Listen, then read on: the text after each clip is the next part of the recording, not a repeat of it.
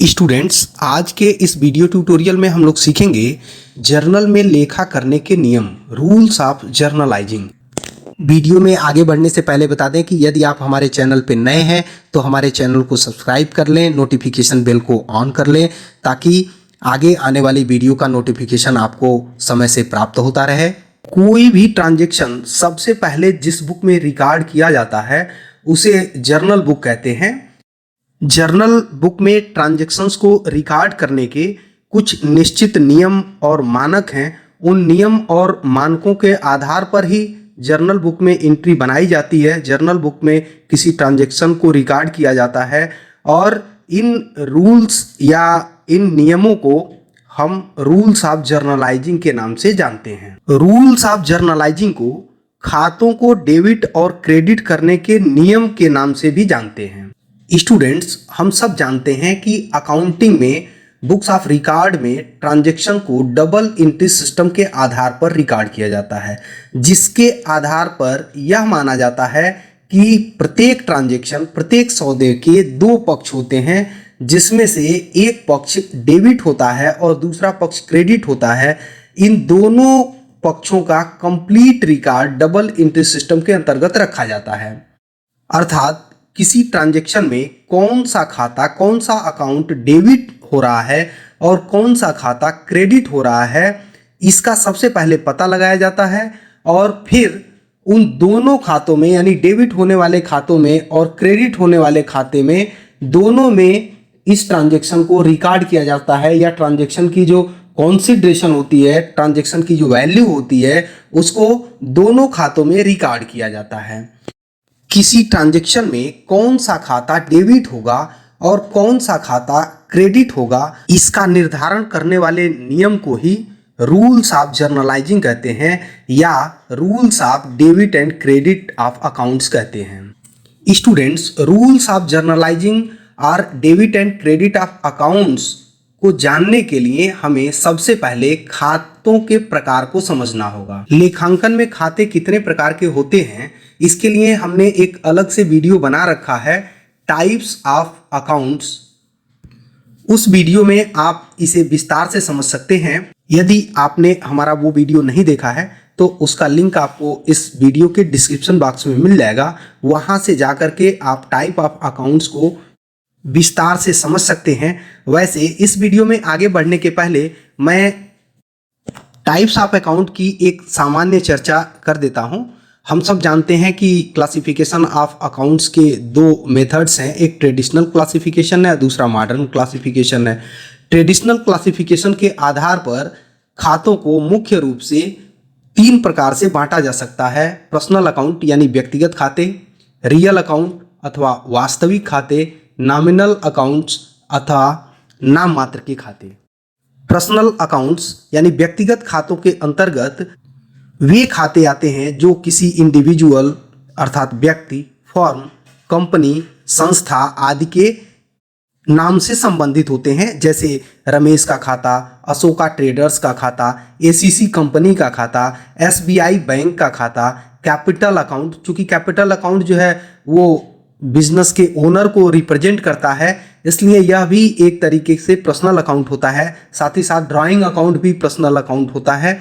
दूसरा, real account की यदि बात करें तो संपत्तियों, वस्तुओं या अधिकार से संबंधित खाते रियल अकाउंट्स के अंतर्गत आते हैं, भले ही वे टेंजिबल हों या इनटेंजिबल हों, जैसे land account, building account, machinery account, furniture account, investment account, goodwill account, cash account, patent account etcetera. ये सभी रियल अकाउंट्स के अंतर्गत आते हैं। वहीं यदि नॉमिनल अकाउंट्स की बात करें तो इनकम, एक्सपेंसेस, लॉसेस, गेन्स आदि से संबंधित खातों को नॉमिनल अकाउंट्स कहते हैं, जैसे sales account, purchase account, salary account, commission account, discount account, interest account आदि। स्टूडेंट, आइए अब हम लोग देखते हैं ट्रेडिशनल क्लासिफिकेशन के आधार पर अकाउंट्स को कब डेबिट और क्रेडिट किया जाता है, अर्थात डेबिट और क्रेडिट करने के क्या नियम हैं, इनको हम लोग देखते हैं। सबसे पहले पर्सनल अकाउंट्स की बात करें, एक बार फिर याद दिला दें कि पर्सनल अकाउंट किससे संबंधित होते हैं, तो इंडिविजुअल से संबंधित होते हैं, फर्म से संबंधित होते हैं, कंपनी से संबंधित होते हैं या किसी इंस्टीट्यूशन से संबंधित होते हैं। अब देखें, या तो कोई पर्सनल अकाउंट किसी ट्रांजैक्शन में या तो बेनिफिट रिसीव करने वाला होता है, प्राप्त करने वाला होता है, जैसे कोई सामान प्राप्त कर रहा है, कोई संपत्ति प्राप्त कर रहा है, कोई लाभ प्राप्त कर रहा है, अथवा इसके उलट देने वाला होता है, यानी गिवर की भूमिका में होता है। तो जब कोई पर्सनल अकाउंट किसी ट्रांजैक्शन में रिसीवर की भूमिका में होता है, लाभ प्राप्त करने वाले की भूमिका में होता है, या वस्तु या संपत्ति प्राप्त करने वाले की भूमिका में होता है, तो उस समय उस खाते को, उस पर्सनल अकाउंट को डेबिट किया जाता है। वहीं इसके उलट यदि किसी ट्रांजैक्शन में कोई पर्सनल अकाउंट गिवर की भूमिका में होता है, यानी लाभ देने वाला होता है, वस्तु देने वाला होता है, सामान देने वाला होता है, ऐसी स्थिति में यदि कोई पर्सनल अकाउंट है तो उस समय उस पर्सनल अकाउंट को जर्नल में लिखते समय क्रेडिट किया जाता है। इस बात को थोड़ा स्पष्ट करने के लिए आइए हम लोग एक एग्जाम्पल देखते हैं। जैसे cash paid to Mohan 500 rupees, Mohan को 500 रुपये दिए गए, 500 रुपये का भुगतान किया गया। अब यदि यहाँ देखें तो मोहन एक व्यक्ति है और व्यक्ति होने के कारण मोहन का जो खाता है, मोहन अकाउंट जो है वो पर्सनल अकाउंट है, व्यक्तिगत खाता है। अब देखें इस ट्रांजैक्शन में मोहन प्राप्त करने वाला है या देने वाला है, तो देखें मोहन को भुगतान किया गया है, तो मोहन तो प्राप्त करने वाला है, मोहन पैसे प्राप्त कर रहा है, तो नियम क्या कहता है कि रिसीवर यानी प्राप्त करने वाले का खाता क्या करेंगे, डेबिट करेंगे। इसलिए इस ट्रांजैक्शन को जब रिकॉर्ड किया जाएगा तो मोहन का खाता डेबिट होगा। क्यों? क्योंकि मोहन लाभ प्राप्त करने वाला है, मोहन कैश प्राप्त कर रहा है, मोहन इस ट्रांजैक्शन में प्राप्तकर्ता की भूमिका में है, इसलिए मोहन अकाउंट जो है वो डेबिट किया जाएगा। वहीं यदि दूसरे ट्रांजैक्शन की बात करें, goods purchase from max traders on credit, max trader से सामान उधार क्रय किया गया 50,000 रुपए का। अब यहां देखें तो मैक्स ट्रेडर एक संस्था का नाम है, एक बिजनेस का नाम है या एक फर्म का नाम है, तो जाहिर सी बात है मैक्स ट्रेडर के अकाउंट में जब हम एंट्री करेंगे तो पर्सनल अकाउंट का नियम लागू होगा। अब यहां इस ट्रांजैक्शन में देखें तो मैक्स ट्रेडर प्राप्त करने वाला है, रिसीवर है या गिवर है, तो देखें तो हम पाएंगे कि मैक्स ट्रेडर से सामान खरीदा गया है, तो सामान देने वाला है। चूंकि सामान उधार खरीदा गया है तो मैक्स ट्रेडर ने सामान दिया है, यानी मैक्स ट्रेडर गिवर है, इसलिए यहां पर मैक्स ट्रेडर की बुक में जब हम मैक्स ट्रेडर के अकाउंट में जब रिकॉर्ड करेंगे तो मैक्स ट्रेडर अकाउंट जो है वो क्रेडिट होगा। क्यों क्रेडिट होगा? क्योंकि ये देने वाले की भूमिका में है, गिवर है, इसलिए क्रेडिट होगा। आशा है कि आप सबको पर्सनल अकाउंट्स के नियम समझ में आ गए होंगे। बहुत ध्यान देने वाली बात होती है यहाँ पर, यदि कोई पर्सनल अकाउंट वस्तु, संपत्ति अथवा कोई लाभ प्राप्त करने वाले की भूमिका में है तो उसका खाता डेबिट होगा, और यदि वस्तु, संपत्ति या लाभ देने वाले की भूमिका में है तो उसका खाता क्रेडिट किया जाएगा। अब बात करते हैं रियल अकाउंट्स की। स्टूडेंट्स, अभी हम लोग देख चुके हैं कि रियल अकाउंट्स के अंतर्गत किसी प्रॉपर्टी, एसेट या राइट्स के अकाउंट्स आते हैं। आइए हम लोग इसके नियम समझते हैं कि कब रियल अकाउंट को डेबिट किया जाता है और कब क्रेडिट किया जाता है। कोई संपत्ति किसी ट्रांजैक्शन के परिणाम स्वरूप या तो बिजनेस में आ रही होती है या बिजनेस में जा रही होती है, यानी बिजनेस उस संपत्ति को किसी ट्रांजैक्शन में प्राप्त कर रहा होता है या दे रहा होता है, या बिजनेस में वो संपत्ति आ रही होती है या बिजनेस को छोड़ करके जा रही होती है, बिजनेस से वो संपत्ति कहीं और हस्तांतरित की जा रही होती है। तो जब कोई संपत्ति, कोई राइट, कोई अधिकार यदि व्यापार में आता है, जैसे कब आएगा तो खरीदा जाएगा या उसे बनवाया जाएगा या उसका एक्विजिशन किया जाएगा या उसे प्राप्त किया जाएगा, तो उस समय उस संपत्ति का खाता डेबिट होगा।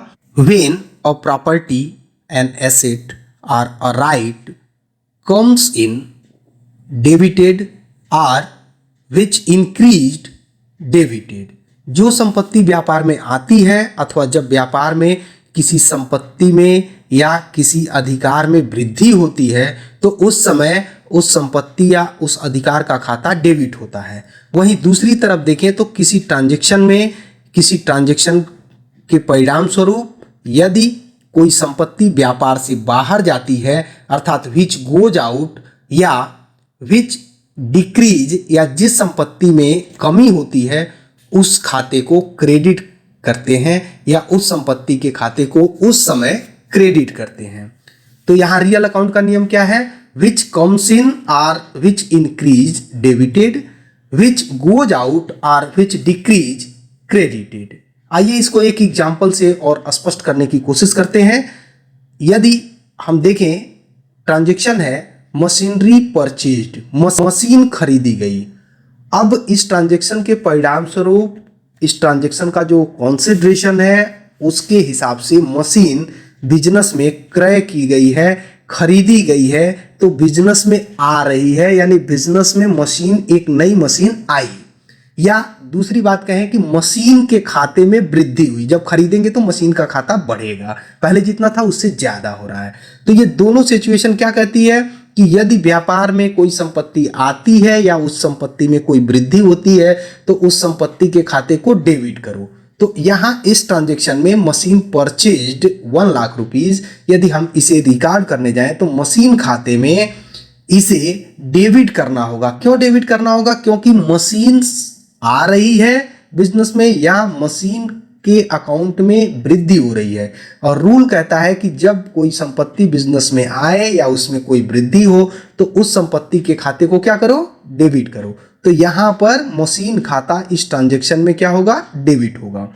वहीं एक दूसरा एग्जांपल देखें, यही मशीन, मान लीजिए कि कोई मशीन है, पुरानी है, मशीन सोल्ड कर दी गई, कबाड़ में बेच दी गई या बेची जा रही है, उसका कोई अब इस्तेमाल नहीं है, उसे बेच रहे हैं, तो उस समय क्या लिखेंगे? ट्रांजैक्शन होगा मशीनरी सोल्ड। यहाँ देखिए मशीन सोल्ड की गई है 10,000 रुपये की। अब इस ट्रांजैक्शन पे यदि हम लोग ध्यान दें तो देखिए मशीन जो है व्यापार से जा रही है। जब बेचेंगे तो मशीन एक जगह से दूसरी जगह जाएगी ना, मशीन का हस्तांतरण होगा। तो जब मशीन व्यापार से बाहर जाए या दूसरे अर्थों में देखें तो मशीन खाते में कमी आएगी। जितने का था उसमें से 10,000 की मशीन बेचती तो मशीन खाता डिक्रीज होगा। तो रूल क्या कहता है कि which goes out are which decrease. तो यहाँ दोनों रूल ये फॉलो होता है कि मशीन खाता सोल्ड करने पर, मशीन को बेचने पर गोज आउट है यानी मशीनरी गोज आउट है, अथवा मशीन के खाते में डिक्रीज हो रहा है, कमी हो रही है, इसलिए मशीन खाता इस ट्रांजैक्शन की रिकॉर्डिंग के समय क्रेडिट किया जाएगा। आशा है कि रियल अकाउंट के नियम भी आपको समझ में आ गए होंगे। कुछ आप खुद से प्रैक्टिस करके देखेंगे। यदि कोई समस्या होगी तो आप हमें कमेंट करके बता सकते हैं। आगे बढ़ते हैं, नॉमिनल अकाउंट्स के रूल को समझते हैं। नॉमिनल अकाउंट में हम सब जानते हैं कि nominal account expenses, income, losses, gains या रेवेन्यू से संबंधित खाते होते हैं। यहाँ बहुत साधारण सा नियम है, यदि कोई नॉमिनल अकाउंट एक्सपेंस या लॉस से रिलेटेड है तो उसके खाते को डेबिट करना है। या किसी ट्रांजैक्शन में यदि कोई एक्सपेंस है, एक्सपेंस को रिकॉर्ड करना है, या किसी लॉस या अथवा हानि को रिकॉर्ड करना है तो हानि और खर्चे के खाते को हमेशा डेबिट किया जाता है। दूसरी बात, यदि किसी इनकम को रिकॉर्ड करना है या किसी लाभ को रिकॉर्ड करना है या किसी आय को रिकॉर्ड करना है तो उसके खाते को क्रेडिट किया जाता है। सामान्य सा नियम है, expenses and losses are debited जबकि income and gains are credited. व्यय एवं हानियों के खाते को डेबिट करना होता है, आय एवं लाभ के खाते को क्रेडिट करना होता है। इसको भी एक एग्जांपल की मदद से समझने की कोशिश करते हैं। एक एग्जांपल है सैलरी पेड 10,000। व्यवसाय में वेतन का भुगतान किया गया 10,000 रुपये का। अब जब सैलरी पेड करेंगे तो सैलरी खाते में रिकॉर्ड करना होगा। तो सैलरी अकाउंट चूंकि खर्चे से संबंधित खाता है, एक्सपेंस से रिलेटेड खाता है, तो ये नॉमिनल अकाउंट हुआ। अब नॉमिनल अकाउंट का रूल क्या कहता है कि expenses and losses are debited. तो सैलरी अगर एक एक्सपेंडिचर है, व्यापार के लिए यदि यह व्यय है, तो सैलरी खाते में जब इस ट्रांजैक्शन को रिकॉर्ड किया जाएगा तो सैलरी अकाउंट क्या होगा? डेबिट होगा, चूंकि जाहिर सी बात है रूल कहता है एक्सपेंसेस आर डेबिटेड, सैलरी यदि एक्सपेंस है तो सैलरी का खाता डेबिट किया जाएगा। वहीं एक दूसरा एग्जांपल देखिए, कमीशन रिसीव्ड 10,000, अगर 10,000 रुपए का बिजनेस में कमीशन प्राप्त हो रहा है तो कमीशन प्राप्त होना बिजनेस के लिए इनकम है, न कि एक्सपेंसेस। केवल कमीशन दिया होता तो कमीशन बिजनेस के लिए एक व्यय होता है, खर्चा होता है। कमीशन दिया गया तो एक खर्चा है, लेकिन कमीशन मिला है तो क्या है, इनकम है। और इनकम का खाता क्या होता है, इनकम का खाता भी नॉमिनल अकाउंट होता है। और नॉमिनल अकाउंट के रूल को देखें तो income and gains are credited. तो जब भी कोई इनकम होगी या कोई लाभ बिजनेस को प्राप्त होगा तो उसकी रिकॉर्डिंग के लिए उस संबंधित इनकम या गेन के अकाउंट को क्या करेंगे, क्रेडिट कर देंगे। तो यहाँ कमीशन रिसीव्ड एक इनकम है, इसलिए यहाँ पर कमीशन रिसीव्ड को जब रिकॉर्ड करेंगे तो कमीशन रिसीव्ड अकाउंट क्रेडिट होगा। स्टूडेंट्स, ये तो रही ट्रेडिशनल क्लासिफिकेशन के आधार पर अकाउंट्स की क्लासिफिकेशन, अकाउंट का वर्गीकरण, एवं इस आधार पर जो अकाउंट का वर्गीकरण होता है उसके आधार पर रूल ऑफ जर्नलाइजिंग को, जर्नल में लेखा करने के नियम को हम लोगों ने देखा। लेकिन हम सब जानते हैं कि अकाउंट के क्लासिफिकेशन में दो प्रणालियां हैं, साथ साथ काम करती हैं, एक ट्रेडिशनल क्लासिफिकेशन और दूसरा मॉडर्न क्लासिफिकेशन। तो मॉडर्न क्लासिफिकेशन के आधार पर चूंकि अकाउंट्स 5 प्रकार के होते हैं, 5 टाइप्स होते हैं अकाउंट के, जिसमें asset account, liabilities account, capital account, expenses account और रेवेन्यू अकाउंट। ये 5 टाइप के अकाउंट मॉडर्न क्लासिफिकेशन में माने जाते हैं। हम आपको ये बता चुके हैं कि यह मॉडर्न क्लासिफिकेशन ट्रेडिशनल क्लासिफिकेशन से अलग नहीं है। यदि हम दोनों की तुलना करें तो लाइबिलिटी अकाउंट और कैपिटल अकाउंट जो है वो पर्सनल अकाउंट की तरह का होता है। दूसरा, एसेट अकाउंट की बात करें तो हम सब जानते हैं कि ये रियल अकाउंट होता है। एक्सपेंसेस और रेवेन्यू अकाउंट की यदि बात करें तो इसे ही हम लोग नॉमिनल अकाउंट कहते हैं। तो अगर हम मॉडर्न क्लासिफिकेशन के हिसाब से यदि डेबिट और क्रेडिट करने के नियम को जानते हैं तो ऐसा नहीं है कि मॉडर्न क्लासिफिकेशन में कुछ अलग चलता है, कुछ भी यहाँ अलग नहीं चलता है। दोनों में से कोई भी एक विधा यदि आपको आती है, कोई भी एक तरीका यदि आपको आता है तो आप ट्रांजैक्शन आसानी से कर सकते हैं। जरूरी नहीं है कि आप मॉडर्न क्लासिफिकेशन आए तभी कर पाए या ट्रेडिशनल क्लासिफिकेशन आए तभी कर सकें। तो फिर भी आइए हम लोग देखते हैं कि मॉडर्न क्लासिफिकेशन के आधार पर यदि हमें ट्रांजैक्शन को रिकॉर्ड करना हो तो किस प्रकार से ट्रांजैक्शन को रिकॉर्ड करेंगे, और यहाँ पर जर्नलाइजिंग के नियम क्या है, रूल ऑफ डेबिट और क्रेडिट क्या है, आइए देखते हैं। स्टूडेंट, इसे आप इस टेबल की मदद से समझ सकते हैं।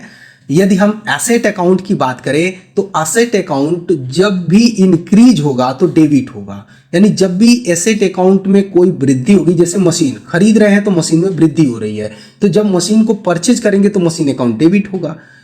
व्हेन डिक्रीज, यदि किसी एसेट के अकाउंट में डिक्रीज होती है, कोई कमी होती है, तो उसके परिणाम स्वरूप उस खाते को क्या करते हैं, तो क्रेडिट करते हैं। जैसे मशीन बेचा, अभी हमने बताया मशीन बेचेंगे तो क्या होगा, मशीन खाते में डिक्रीज होगा, कमी होगी, तो मशीन खाते को क्या करेंगे, उस ट्रांजैक्शन में क्रेडिट कर देंगे। अब लाइबिलिटीज को यदि देखें तो यदि किसी लाइबिलिटीज में, किसी देनदारी में वृद्धि होती है तो उस लाइबिलिटी अकाउंट को क्रेडिट किया जाता है। लाइबिलिटी का मतलब क्या, जैसे मान लीजिए बैंक से उधार लिया, तो बैंक से जब उधार लेंगे तो उधारी बढ़ेगी, तो बैंक लोन अकाउंट को उस ट्रांजैक्शन को रिकॉर्ड करने के लिए क्रेडिट करना होगा। यानी जब भी कोई लाइबिलिटी, कोई उधारी बढ़ेगी, जैसे उधार सामान खरीद लिया, उधार में किसी से पैसे ले लिए, उधार में किसी से लोन ले लिया, तो उधारी बढ़ेगी। इन सारे ट्रांजैक्शन को रिकॉर्ड करते समय इन सभी लाइबिलिटीज खातों को क्या करेंगे, क्रेडिट कर देंगे।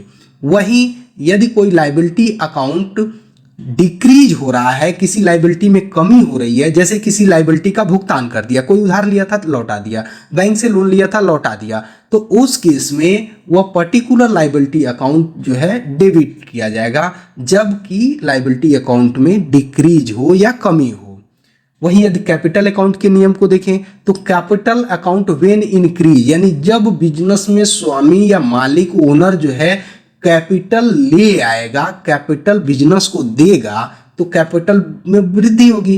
तो जब कैपिटल में वृद्धि होगी तो कैपिटल अकाउंट को क्या कर देंगे, क्रेडिट कर देंगे। लेकिन जब कैपिटल अकाउंट में कमी होगी तो कैपिटल अकाउंट को क्या करेंगे, डेबिट करेंगे। अब कैपिटल अकाउंट में कमी कैसे होती है, बिजनेस से कैपिटल निकाल ली जाए या बिजनेस में लॉस हो जाए तो लॉस को भी कैपिटल में ट्रांसफर करते हैं, तो उस केस में कैपिटल अकाउंट क्या हो जाता है, डेबिट हो जाता है। क्यों, क्योंकि कैपिटल अकाउंट में कमी हो रही है, कैपिटल में कमी हो रही है, तो कमी के परिणाम को रिकॉर्ड करने के लिए कैपिटल अकाउंट को डेबिट किया जाता है। वहीं एक्सपेंसेस अकाउंट की बात करें तो व्हेन एक्सपेंसेस इंक्रीज्ड, यानी जब भी कोई खर्चा किया जाएगा, जब किसी खर्चे में वृद्धि होगी, जैसे सैलरी दी गई तो सैलरी में वृद्धि होगी, किसी को कमीशन दिया गया तो कमीशन में वृद्धि होगी, इंटरेस्ट पे किया गया तो इंटरेस्ट में वृद्धि होगी। तो जब कोई एक्सपेंस इंक्रीज होता है तो उसे डेबिट करते हैं। लेकिन जब भी कोई एक्सपेंसेस के खाते को डिक्रीज करना होता है, उसमें कोई कमी करनी होती है, तो उस केस में क्या करते हैं, उस खाते को क्रेडिट करते हैं। जैसे एक बड़ा अच्छा एग्जांपल है, कभी कभी ऐसा होता है कि बिजनेस में परचेज और परचेज रिटर्न को एक ही खाते में लिखते हैं। तो हम सब जानते हैं परचेज करना यानी एक खर्चा है, परचेज नॉमिनल अकाउंट है और नॉमिनल अकाउंट में एक्सपेंसेज है, इसलिए ये एक्सपेंसेज का खाता है। अब देखो, जैसे ही परचेज करेंगे तो परचेज खाता बढ़ेगा, तो परचेज में इंक्रीज हुई तो परचेज अकाउंट को क्या करते हैं, डेबिट करते हैं। लेकिन परचेज रिटर्न किया, परचेज को वापस कर दिया, जो खरीदा था उसमें कुछ सामान है, कुछ दिक्कत है, मान लो हम जो मांगे थे वो नहीं है, हमने वापस कर दिया, तो क्या होगा, परचेज में कमी आएगी। यदि हम परचेज रिटर्न को अलग खाते में न लिखें, परचेज में ही लिख करके देखें, तो क्या करना होगा, परचेज जो किया था उसमें कमी करनी होगी, क्योंकि जो वापस कर रहे हैं, पहले 1 लाख का खरीदा था, 10,000 सामान वापस करना है, तो परचेज तो अब 90,000 ही लिखना है, तो परचेज में कमी करनी है। तो उस केस में क्या होगा, परचेज अकाउंट जो है वो डेबिट हो जाएगा। एक बात और आप रिकॉर्डिंग करते हैं, जैसे डोनेशन में सामान दिया गया, कोई सामान दान कर दिया गया, तो क्या लिखते हैं, donation account debit to purchase account. क्यों, परचेज अकाउंट को डेबिट करने की जरूरत पड़ती है क्योंकि परचेज में कमी हो रही है। तो इस प्रकार से यहाँ आप समझ सकते हैं कि एक्सपेंसेस यदि बढ़ रही है, बढ़ते हुए क्रम में है, किसी ट्रांजेक्शन के परिणाम स्वरूप वो खर्चा इंक्रीज हो रहा है या अकर हो रहा है, तो उस खाते को डेबिट करना है। लेकिन अगर किसी ट्रांजेक्शन के परिणाम स्वरूप किसी खर्चे को घटाना है, कम करना है, तो उसे क्या कहेंगे, उस खाते को क्रेडिट करेंगे। वहीं रेवेन्यू की बात करें, इनकम की बात करें, व्हेन इंक्रीज, जब कोई आय बढ़ती है या कोई लाभ बढ़ता है तो उस समय क्या करते हैं, उस आय या उस लाभ के खाते को क्रेडिट कर देते हैं। वहीं उल्टा, यदि किसी आय में कमी करना हो या किसी ट्रांजैक्शन के परिणाम स्वरूप किसी आय में कमी हो रही हो या, तो क्या करेंगे, उस खाते को डेबिट कर देंगे। तो रेवेन्यू अकाउंट के नियम ये हैं कि जब कोई रेवेन्यू इंक्रीज हो तो क्रेडिट करिए, और जब कोई रेवेन्यू के खाते को डिक्रीज करना है, उसमें कमी करनी है, तो उस रेवेन्यू अकाउंट को डेबिट करना होता है। ये तो रहा इन 5 प्रकार के खातों के डेबिट और क्रेडिट करने के नियम, यानी कब एसेट अकाउंट को डेबिट किया जाता है, कब क्रेडिट किया जाता है, कब लाइबिलिटी अकाउंट को क्रेडिट करते हैं, कब डेबिट करते हैं, कब कैपिटल अकाउंट को क्रेडिट करते हैं, कब डेबिट करते हैं, कब एक्सपेंसेस को डेबिट करते हैं और क्रेडिट करते हैं, साथ ही साथ कब रेवेन्यू अकाउंट को क्रेडिट करते हैं और डेबिट करते हैं। स्टूडेंट, यहाँ एक और अच्छी बात है, इस नियम की सहायता से हम एक महत्वपूर्ण बात को समझ सकते हैं। जब हम एसेट अकाउंट के बैलेंस की बात करें, लाइबिलिटी अकाउंट के बैलेंस की बात करें, कैपिटल अकाउंट के बैलेंस की बात करें, एक्सपेंसेस और रेवेन्यू अकाउंट के बैलेंस की बात करें, नॉमिनल बैलेंस की बात करें, यानी साल के अंत में या किसी समय यदि खाते को बंद किया जाए तो सामान्य परिस्थितियों में कौन सा बैलेंस आता है, या अभी आपको यदि नहीं समझ में आ रहा होगा तो आगे जब हम लेजर बताएंगे और खातों को बंद करने का, खातों को बैलेंस करने का नियम बताएंगे तो वहां ये काम में आएगा। लेकिन अभी जान लें कि सामान्य रूप से यदि एसेट अकाउंट को क्लोज किया जाए तो इसमें डेबिट बैलेंस आता है, लाइबिलिटी अकाउंट को यदि क्लोज किया जाए तो नॉर्मली इसमें क्रेडिट बैलेंस आता है, कैपिटल अकाउंट को क्लोज किया जाए तो इसमें क्रेडिट बैलेंस आता है, एक्सपेंसेस अकाउंट को यदि क्लोज किया जाए तो डेबिट बैलेंस आता है, जबकि रेवेन्यू अकाउंट को यदि क्लोज किया जाए तो क्रेडिट बैलेंस आता है। ये सामान्य बिहेवियर है, ये नॉर्मल बिहेवियर है खातों का, यानी एसेट अकाउंट है तो डेबिट बैलेंस होगा, लायबिलिटी है तो क्रेडिट बैलेंस होगा, और कैपिटल है तो क्रेडिट बैलेंस होगा, एक्सपेंसेस है तो डेबिट बैलेंस होगा, ऐसे ही रेवेन्यू है तो क्रेडिट बैलेंस होगा। आशा है कि आपको दोनों प्रकार के क्लासिफिकेशन के आधार पर डेबिट और क्रेडिट के नियम समझ में आ गए होंगे। फिर भी यदि आपको कोई समस्या है तो आप हमें कमेंट करके बता सकते हैं। धन्यवाद।